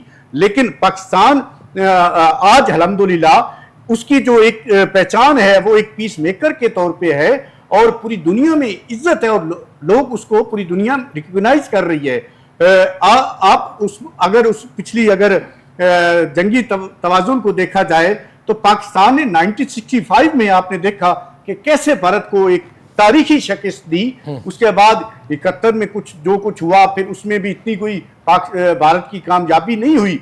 और अब तो जो 2025 में मई में जो पाकिस्तान ने एक तारीखी शिकस्त दी, ये सिर्फ हमने नहीं कहा, इसको आपने देखा कि पूरी दुनिया का मीडिया आवाज कर रहा था और इस पे बात कर रहा था। और ये सिर्फ हमने नहीं कहा कि हमने इतने जहाज राफेल गिराए, पूरी दुनिया ने। आप देख लें कि आप ट्रंप जो है अपने हर बयान में, हर तकरीर में ये जिक्र करता है कि पाकिस्तान ने इनके इतने जहाज गिराए थे। और अगर आपने इस खित्ते की ट्रेडिशन देख ली तो हमेशा से भारत ने एक बड़ा अहम किरदार अदा किया, चाहे वो सालसी का किरदार हो या कोई और भी किसी हवाले से कोई आम किरदार हो। अब पाकिस्तान इस पूरे खित्ते में एक ऐसा अहम फरीक बन गया है कि कोई भी मसला अगर होगा इस खित्ते में या मशरिक वस्ता में, आप इससे अहम बात आप देख लें कि जितने भी जीसीसी कंट्रीज हैं उनका पहले इंतसार पाकिस्तान पे नहीं होता था। अगर अमेरिका पे इंतसार करते थे, उसके बाद उनका सारे जो एग्रीमेंट्स थे, ट्रेड फ्री एग्रीमेंट्स थे, वो भारत के साथ थे। अब वो सोच रहे हैं कि हम पाकिस्तान के साथ एग्रीमेंट्स करें और इंसार भी पाकिस्तान पे किया जाए या चाइना पे किया जाए। और इस सारे जो भी ईरान वाला मामला था या भारत वाला हमारे साथ जो जंगी मामला था, उसमें हमारे एक दोस्त मुल्क में हमारी बहुत ज़्यादा मदद की है।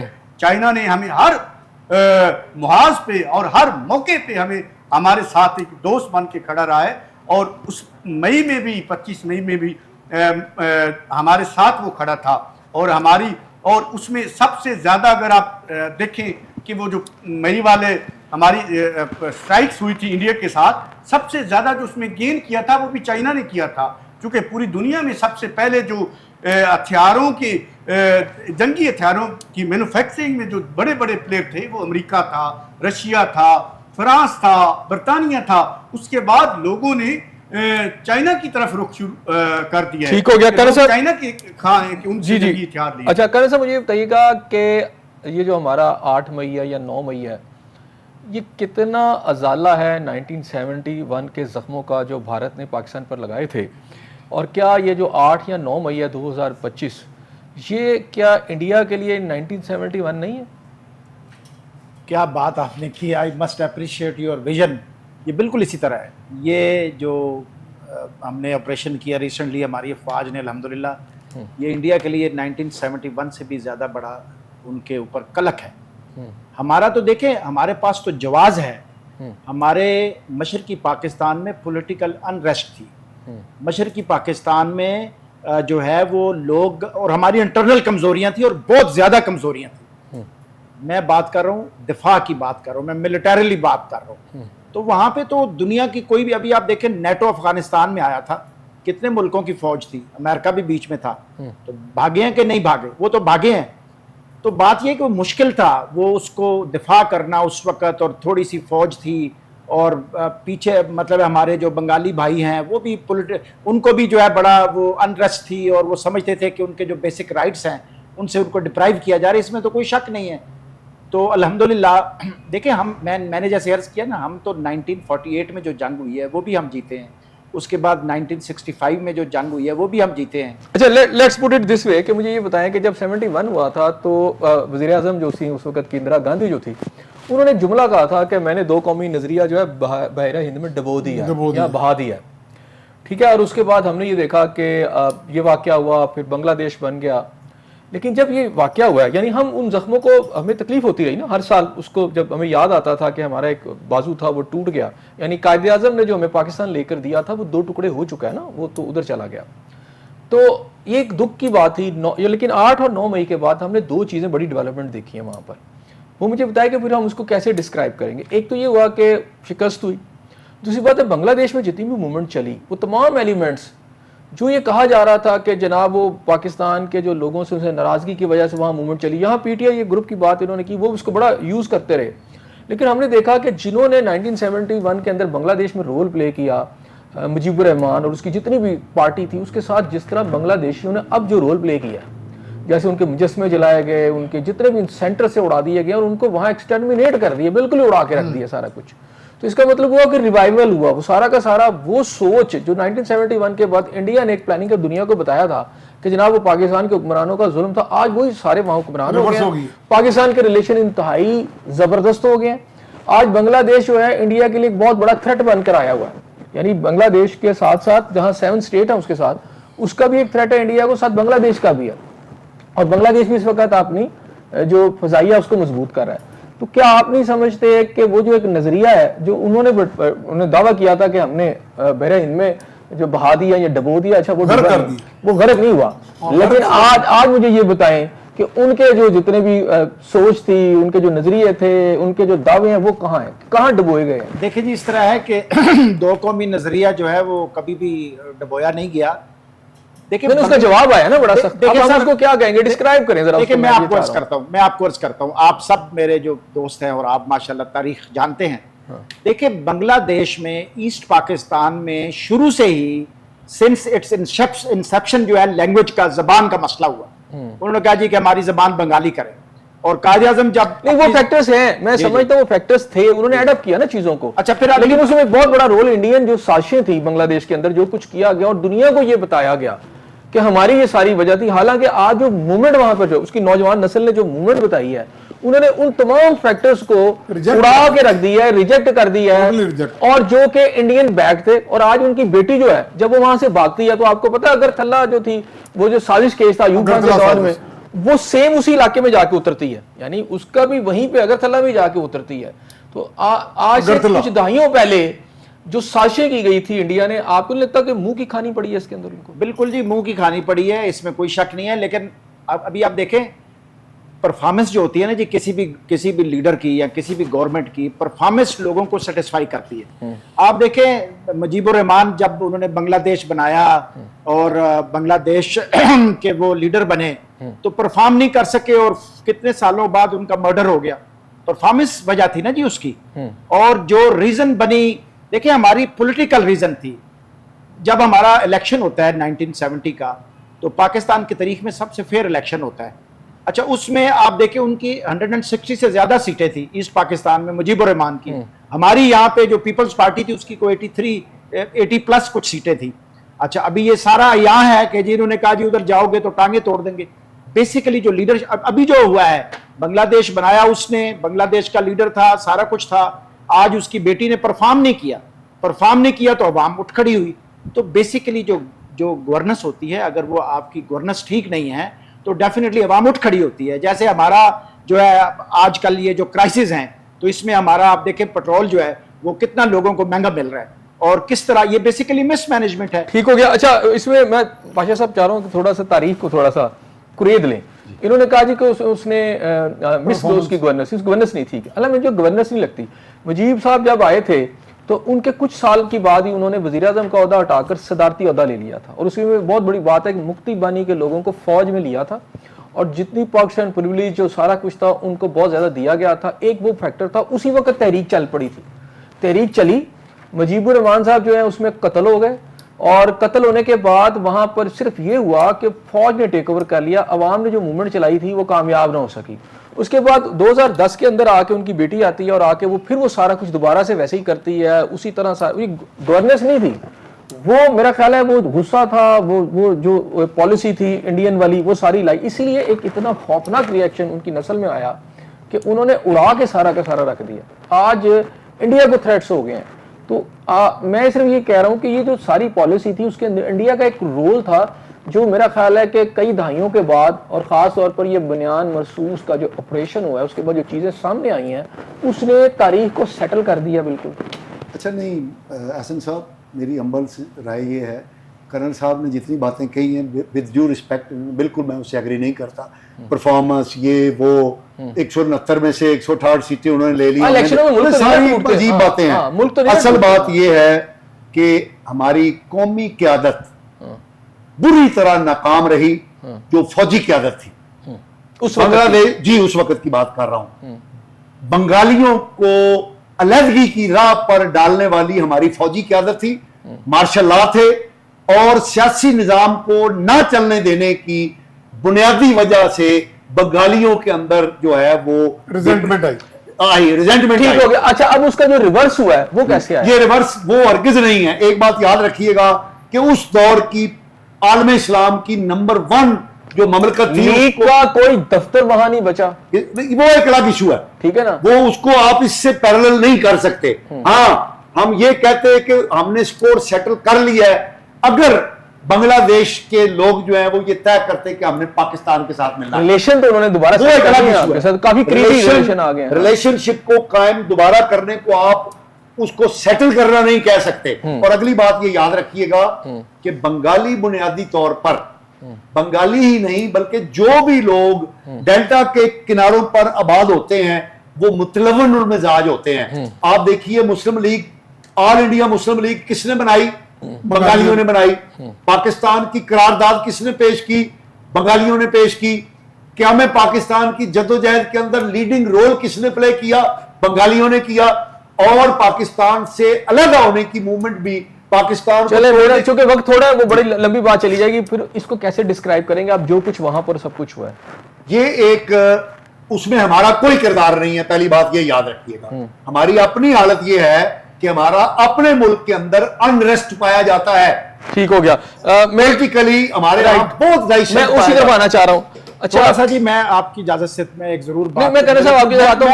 جی جی تھوڑا سا کائنڈلی بات یہ ہے کہ جو بنگلہ دیش ہم سے علیحدہ ہوا نا جی, جو ایسٹ پاکستان علیحدہ ہوا ہے, اس میں انہوں نے بات کی کہ جی یہ فوجی قیادت کی ذمہ داری ہے. جنرل ایوب خان نے اس کی بنیادیں ڈالی تھی. نہیں جی, لیٹ می اسپیک. بات یہ ہے کہ ہمارا شروع سے ہی نا جی ایز اے قوم, جب ہمارا ملک آزاد ہوا تو 1947 سے لے کے تو 1958 تک تو فوج کا کوئی لیڈر نہیں تھا جی. یہ تو 1958 میں آ کے مارشل لا لگا. تو اس وقت آپ دیکھیں کہ ہمارے کتنے وزیر اعظم فارغ ہوئے, اسمبلیاں ٹوٹی, کتنا یعنی ہم ابھی تک نا جی بیسیکلی پولیٹیکلی ہم کمزور ہیں. اب سے اس کی جو بھی ریزن ہو, پولیٹیکل انریسٹ رہی ہے ہمارے بیسیکلی اوپر کے لیول. اچھا جی بالکل. اس کی طرف آتا ہوں. سیف صاحب مجھے یہ بتائیے گا میاں صاحب جی کہ فوجیں جو جنگیں ہیں محض فوجیں نہیں لڑتی, قومیں لڑتی ہیں. ٹھیک ہے, نہیں ویسے لڑتی فوجی ہیں. چلے فوجیں لڑتی ہیں.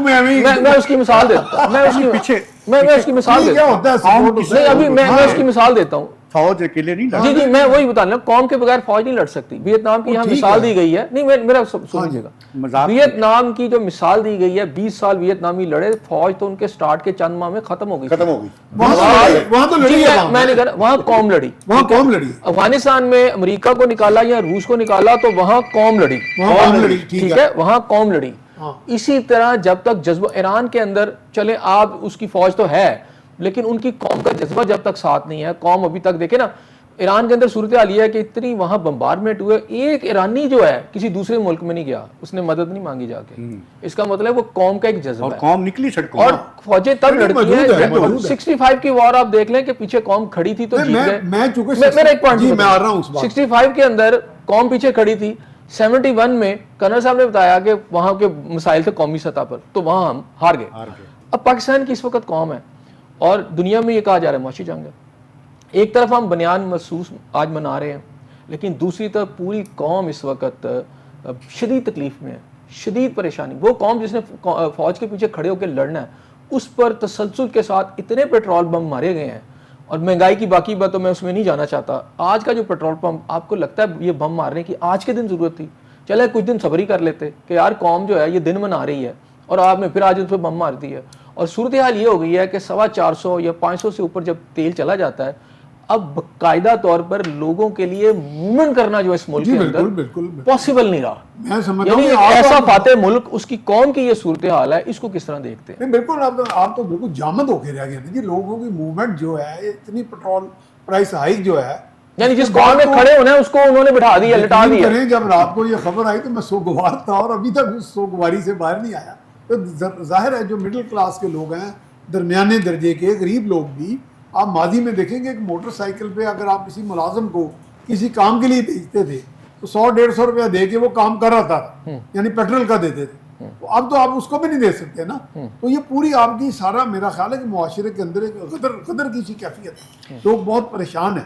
لیکن اگر اس جذبے کی آپ بات کریں کہ جب قوموں پہ وقت آتا ہے برا, تو جیسے سن 65 کی جنگ کے بارے میں اکثر کہتا ہوں کہ میں اس وقت میٹرک میں تھا, تو ہم باقاعدہ جو اسٹوڈنٹس تھے تقریباً سارے کے سارے آرمی کے مختلف سینٹرز میں چلے گئے کہ ہم نے محاذ میں جا کے لڑے. لیکن مجھے بتائیں فائنینشلی غربت ہوگی, لیکن اس طرح کا استحصال تھا, فائنینشیل استحصال؟ نہیں, استحصال تو میرا خیال ہے کہ اس طرح کا ہم نے نہیں کبھی دیکھا. اور میرا خیال ہے کہ لوگوں کے اندر بھی ابھی وہ اس طرح کا باغیانہ قسم کے جذبات یا کچھ جو ہمارے ہاں بہت زیادہ صورتحال خراب ہے, قوم گروہوں میں بھی بٹی ہوئی ہے, اور کچھ ویوز بھی اس طرح کی چھوڑی گئی ہیں کہ آپس میں ایک انتشار پھیلا دیا گیا. دیکھیں نا ابھی. اچھا, اس میں کیا یہ جو حکومت کی اسٹریٹجی آپ کو نہیں لگتا, مجھے تو لگتا ہے یہ اینٹی پاکستان ساری اسٹریٹجی ہے کہ وہ قوم جو ہے اس کو وہ نئی سڑکوں پہ نکلنا چاہ رہی ہے, چارے نکل آئیں. آصف صاحب ایک چھوٹی سی بات, میاں صاحب اگر اجازت دیں, یہ ہماری حکمرانوں کی سوچ کا اندازہ اس بات سے لگائیے کہ پرسوں لاہور چیمبر آف کامرس کا وفد جو ہے جا کے ملا, ان کو تجاویز پیش کی, اورنگزیب صاحب کو, وزیر خزانہ کو, بجٹ تجاویز. تو اس پہ انہوں نے سوال کیا تو انہوں نے کہا منو کوئی پتہ نہیں گا کہ بجٹ کی ہوئے گا, عوام کو ضرورت ملتی ہے کہ نہیں, بس انتظار کرو. یعنی اتنی کروئلٹی پائی جاتی ہے. جی ہرل صاحب, اتنی کروئلٹی ہے, اتنی بے حسی اس وقت آپ کو آپ کی حکمران نظر آتے ہیں کہ عوام خودکشیاں کر رہے ہیں, چیخ رہے ہیں, لوگ اپنے بچے مار رہے ہیں. اور آج کا دن تو تھا کہ پوری قوم اس کو سیلیبریٹ کرتی. ٹھیک ہے, یہ قوم برداشت کر لے گی, ساتھ ہی کھڑی ہے فوج پاکستان کے, لیکن یہ آپ کو نہیں لگتا کہ ان کی ننگی پیٹھوں پر یہ تازیانے برسا کر یہ شاید اس ملک کو کمزور کر رہے ہیں؟ اس وقت عام آدمی پہلے ہی مہنگائی کی چکی میں پس رہا ہے, اور موجودہ اضافہ مزدور, عام آدمی اور متوسط طبقے کی زندگی پہ براہ راست حملہ ہے. اور اس اضافے سے صرف یہ پیٹرول کا اضافہ نہیں ہے, اس سے ہر چیز مہنگی ہو جاتی ہے, دالیں مہنگی ہو جاتی, دودھ مہنگا ہو جاتا ہے, جو بھی بنیادی اشیاء کی ضرورت کی چیزیں ہیں وہ مہنگی ہو جاتی ہیں. اور یہ اشرافیہ ٹیکس نہیں دینا چاہتی. اگر یہ اشرافیہ اور حکمران اگر ٹیکس دے دیں تو یہ اتنا لیوی ٹیکس لگانے کی ضرورت ہی نہ پیش آئے, کیونکہ پاکستان یعنی پیٹرول اس وقت آپ کو پڑا ہے 200 کے لگ بھگ, اس سے بھی نیچے, یہ اب 400 سے اوپر چلا گیا, 200 سے بھی اوپر یہ لیوی لے رہا ہے. پوری دنیا میں اس وقت سب سے زیادہ جو لیوی ٹیکس لیا جا رہا ہے وہ وید ملک ہے. اور اس میں آپ تھوڑا ایڈ کر, بنگلہ دیش میں یہ جنگ سارا, بنگلہ دیش میں قیمت نہیں بڑھی, انڈیا میں نہیں بڑھی, ہمیں دکھ ہوتا ہے جب ایران میں نہیں بڑھی. جی, اور ہمیں اس بات کا دکھ ہوتا ہے جب بھی وطنی عزیز کو ضرورت ہوتی ہے اور اس ریاست کو ضرورت ہوتی ہے تو یہ شہری اپنے سینے پہ بم باندھ کے ٹینکوں کے سامنے لیٹ جاتے ہیں. اور یہ حکمران اور اشرافیہ, بے رحم اشرافیہ, کوئی ایسا موقع نہیں جانے دیتی کہ یہ عوام کے اوپر کوئی پیٹرول کا بم گرائے, بجلی کا بم گرائے, گیس کا بم گرائے. کوئی ایسا موقع دیکھیں کہ عوام جو ہے وہ یہ ڈاکہ ڈالنے سے باز نہیں آتے. حکمران طبقہ صرف اور صرف اپنی عیاشیوں کے لیے. ہمارا سفارتی سطح پر بے انتہا کامیابی یقیناً ہے, دنیا دیکھ رہی ہے اس وقت, بنیان مرصوص بھی ہے, سارا کچھ ہے. لیکن ایک عام آدمی جس کا میٹر کٹ چکا ہو یا جو بل نہیں دے پا رہا اور اس کو گیس بھی نہیں مل رہی, لوڈ شیڈنگ میں پھنسا ہوا ہے, گیس کی بھی لوڈ شیڈنگ ہے, پانی کی بھی لوڈ شیڈنگ ہے, اور یعنی آپ 7ویں ایٹمی قوت ہے اور وہ ملک جو دنیا میں کامیابیاں حاصل کر رہا ہے, اس کے عام آدمی کی حالت ہے کہ اب وہ تعلیم سے بھی محروم ہو چکا ہے, ہیلتھ کی اس کے پاس کوئی فیسلٹی نہیں ہے. تو اس ساری صورتحال میں وہ آدمی جو ہے, جو ایک عام آدمی ہے, جو کہ اس وقت 25 کروڑ میں اس کی اکثریت ہے, اس کو آپ کہتے ہیں جی بڑی سفارتی کامیابیاں حاصل ہوئی ہیں, اسے کہتے ہیں جی بنیان مرصوبہ بڑا کامیاب ہوگا. وہ کہے گا میرے پیٹ میں روٹی نہیں ہے, سر پہ چھت نہیں ہے, میری پاؤں میں جوتی نہیں ہے, مجھے ان چیزوں سے کیا لینا دینا.